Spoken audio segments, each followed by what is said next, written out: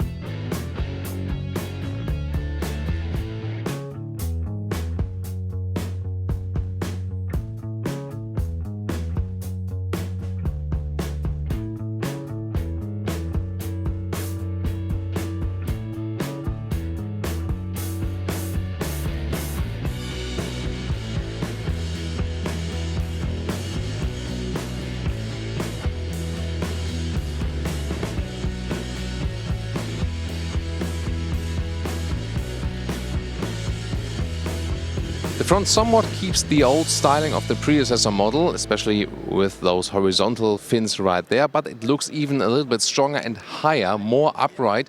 And it features now from standard the LED multi-beam, so the top headlamps they have at the moment also come indeed as standard, so there's nothing below it. Not too easy to get a clear shot here on the motor show. 5 meters 20 or 205 inches is the length. That's about 8 centimeters longer than the predecessor, or 3 inches longer than the predecessor, or 28 centimeters longer than the GLE, or 11 inches longer than the GLE. So indeed substantially longer than the GLE sibling. And those ones here are 23-inch wheels. That's crazy, right? So I'm not sure where this is going to stop at some point. Just to give you another perspective how large this wheel is actually. And when I'm sitting so close to the suspension, let's talk about it, because it comes standard with an air suspension, of course on both axles, and optional you get this e-active body control. We've shown that in the Mercedes GLE driving review. You should check that out, because that one is interesting. It's basically something that comes on top of the air suspension, and then you can lean inside the corners. That's very interesting too. You reduce the G-forces, and a little bit like a motorcycle, you know. So the upper part here of the rear body is a little bit slimmer than the lower part, and that looks a little bit weird to me. Or am I the only one? Please your take on that in the comments. However, here in the lower area, due to the more horizontally drawn tail lamps and this new design LED, it looks more modern than the predecessor in this case. Wow, that's a heavy hood. Good that we have strong hydraulic dampers to put it all up. And then there is even some carbon fiber right here to stiffen this whole area. So, and then you have different choices right here. So this is the GLS 580, 4-liter V8 with 488 horsepower. But you also get the GLS 450, 3-liter inline 6 with 367 horsepower. And all the petrol engines right here, they will be mild hybrid, so getting with 48 volt baud net, of course all for the electronic functions also, and then also this sailing function will be increased, that you can get some more fuel efficiency. Will this work? We will find out for you when we drive this car very soon. And if we think out of the American box here on the New York Auto Show, for Europe, especially also for Germany, there will still be the diesels, either the 350D, that will then 3-liter inline 6-cylinder with 286 horsepower, or a 400D, the same base engine, but just with a little bit more horsepower than 330 horsepower. Then article leatherette cover right here at the inside of the doors, also here.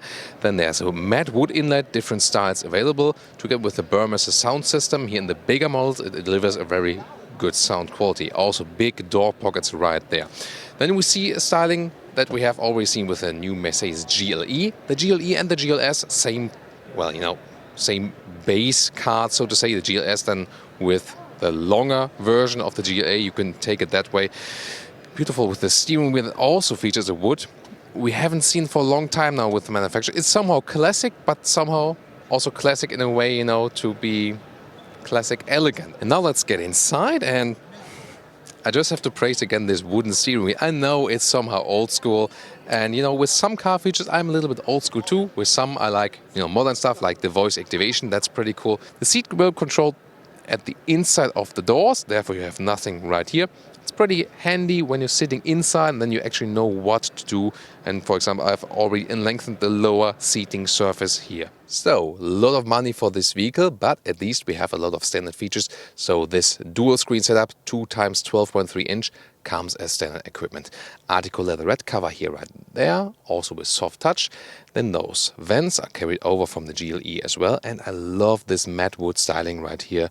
That's beautiful, and also doesn't leave any fingerprints, for example, another advantage.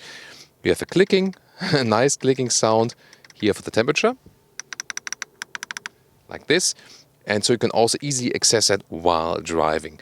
Left side instruments can be controlled with the left thumb, for example. Right side screen can be controlled with the right thumb if the car is properly ignited. You can also use this touchscreen like this, and it's really large and very well to see. Apple CarPlay, Android Auto connection is also available right there. So Mercedes promises 8.7 centimeters more legroom, or 3.5 inch more legroom than in the predecessor GLS. And indeed, there's a lot of legroom more. First of all, if you compare it to the GLE and also to the predecessor GLS. So that's pretty cool. I have the seats here in the most backward position. So plenty of legroom, yes. Headroom, that comes a little bit closer again due to this panoramic roof. If you leave that one out, then you would have some more headroom. But of course, still for tall adults, no problem. This is also the captain's seat setup, so I have some room in the middle part here, and it's actually quite cozy to sit here and have some more room. But now comes the catch of this vehicle. This one here, same one with the GLE. It had more legroom than, for example, the BMW X5. But you might see that on camera already here. Those seats here, no matter if it's the bench or if it's the captain's seat, they fall a little bit backward. And that's not good for your pelvis position. So the seat control here is also all electric for the rear seats, but this car is not properly powered anymore, so sometimes it's working, sometimes it's not. You get the middle console here, also with a separate climate control, for example. And in the lower end, right here, you have 2 more USB-C supplies and another bigger volt supply. Well, and here in the captain's seat setup, it's actually easier to get in the rear because you would not flip the seats. So you would just go, you know, get in here, you know, especially for children, and then you would just crouch through the middle part here. You know, with those armrests, it's a little bit, you know, tricky for adults, but for children, it will be a little bit easier. You can also flip the seat right here, the captain's seat.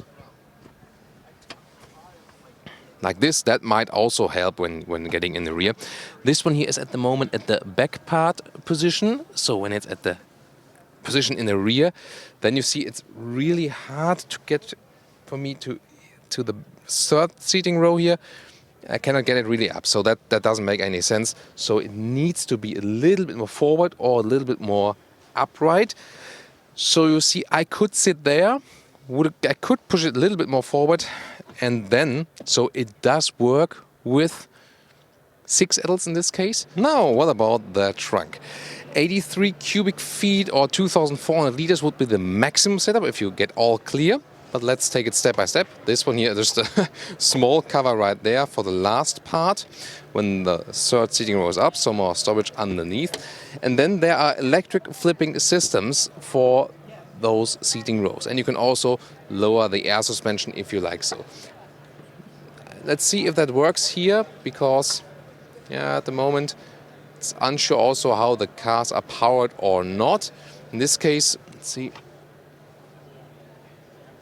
to put in the head restraint first, so yeah, you have to think about that. That's live on tape. So now again with the third row right there. This one here is the bench that goes all the way through. Sorry, this one is at the moment in a weird position and it won't go back at this moment because the car is not properly powered. Probably the battery is drained right now because people have been trying it out all over the place. What I want to tell you is that you get, for a rear seat entertainment system right here, you can get 11.6-inch tablets right here and also another 8-inch tablet, if you like, right here to have controls of all the car functions. So that is also possible. Then, you know, some tablet that is basically mirroring what's going on also in the front. Inductive charging pad here also in the rear with some more space. And with this bench, you also need some possibility to flip the seats. And for example, there's a button right over there, and then the seat here goes forward and also up a little bit to then allow the access to the rear bench via the side. And now to our conclusion for today with the all-new Mercedes GLS. Well, it's a very interesting car. The front looks even stronger than before. You see, it's really higher. New LED lighting technology, that's from the exterior. Then the technology aspect as for the suspension, not only air suspension, but also this dynamic suspension that you can actually lean inside the corner. We already portrayed it with the GLE. Very interesting and definitely the technology highlight. The interior, really updated as for the infotainment system. A good voice recognition, that's the main thing about it. And also cleaner as for the whole lineup and a great build quality we see too. Sadly lacking any alternatives to animal skin, which is quite unusual for Mercedes. The rear, you have quite a lot of leg room. However, I don't like it that the seats fall a little bit backward. That's not offering the best comfort. The captain seat do the very same, but then again, they can also be folded flat. That's again a pro. So, you know, depends on what you really like, what you really seek. You can all fold it flat and then you get a lot of cargo space. It will be important. And also you can drive it with 6 or 7 adults. Of course, the third seating will always be somewhat limited. I'm not quite okay with the rear styling. I think it's the same I said also with the X7, like with little, you know, inclining shape right there. I think I was a little bit more okay than with the predecessor on that one. But sometimes the cars also grow on you. Overall, I think it is suitable for the US market, especially was successful here before, but also got some new competitors now. What do you think? Also watch our driving review of the X7, and soon we will also take this one here, the new generation, out for a spin.